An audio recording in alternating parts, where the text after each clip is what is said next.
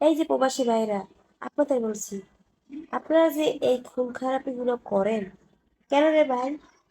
যখন বিদেশে যান, কষ্ট করে টাকা পাঠান, তখন মনে থাকে না যে এই টাকাগুলো আমি যে কষ্ট করে পাঠাইতে আছি, আমার বাবা মার কাছে পাঠাই, আমার ভাইদের কাছে পাঠাই, তাদের কি লোভ সামলাইয়া তারা আমার জন্য রাখবে? বুঝুন না? আবার যাই হোক, বাপ মা ভাই বোনের পাঠাইলেন না, নিজের বউদের কাছে পাঠাইলেন, সে বউ কি লোভ সামলাই থাকতে পারবে? কি বলেন আপনারা? এত কষ্ট করে টাকা পাঠান, এত কষ্ট করে টাকা ইনকাম করেন, কেন আপনাদের কি একটু পরিমাণ কি বুদ্ধি নাই? আপনারা কি মূর্খ নাকি? আমার জানা মতে যারা প্রবাসে থাকে সবাই মূর্খ না। তাহলে আপনাদের নামে কিসের জন্য অ্যাকাউন্ট করেন না? নিজের নামে অ্যাকাউন্ট করবেন, নিজের টাকা নিজের অ্যাকাউন্টে রাখবেন, আর যার যে পাওনা তাকে সেটা দেবেন। যতটুকু খরচা ততটুকুই পাঠাবেন। তাহলে আর এরকম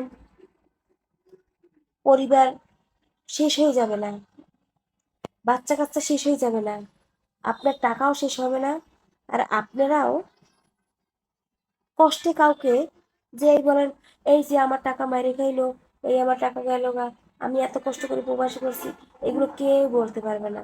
বুঝছেন? তাই নিজের টাকা নিজের কাছে রাখবেন। আপনাদের মূর্খ বলছি, এর জন্য ক্ষমা চাই। সবাই মূর্খ না, কিন্তু আপনাদের বোঝাটা মূর্খের মতন। সবাই টাকা বউয়ের কাছে পাঠাবেন, নাহলে ভাই বাবার কাছে পাঠাবেন, নাহলে ভাইয়ের কাছে। কারো টাকা পড়ছে, আজকাল টাকা টাকা যার হাতে যায় তার কথাই বলে। তাই বলি কি, নিজের কষ্টের টাকা, নিজের এত পরিশ্রম করে প্রবাসে আছেন, সেই টাকা নিজের অ্যাকাউন্ট করে অ্যাকাউন্টে রাখেন। আর যতটুকু খরচার দরকার, যাকে যতটুকু দেওয়া দরকার ততটুকুই তাদের কাছে পাঠাবেন। বুঝছেন? ভালো থাকবেন। আসসালামু আলাইকুম। এই যে দেখেন, বিদেশি টাকা মাইরা দিয়া এখন পুরো ফ্যামিলি শেষ। একটা ফ্যামিলিতে 5 জন মানুষকে মাইরে ফেলাইছে, কি শুধু টাকার জন্য। তাই বলি কি, শুধু শুধু টাকা এরকম দিবেনও না। আর এরকম মানুষ এই অকালে ছোট ছোট বাচ্চারা চলেও যাবে না। বুঝছেন? আপনাদের শুধু কারণেই এই দুর্ঘটনাগুলো ঘটে। আপনাদের মানে কি বলবো, আপনাদের বলার কোনো ভাষা নাই। যাই হোক, আল্লাহ যেন আপনাদের হেদায়েত দেয়।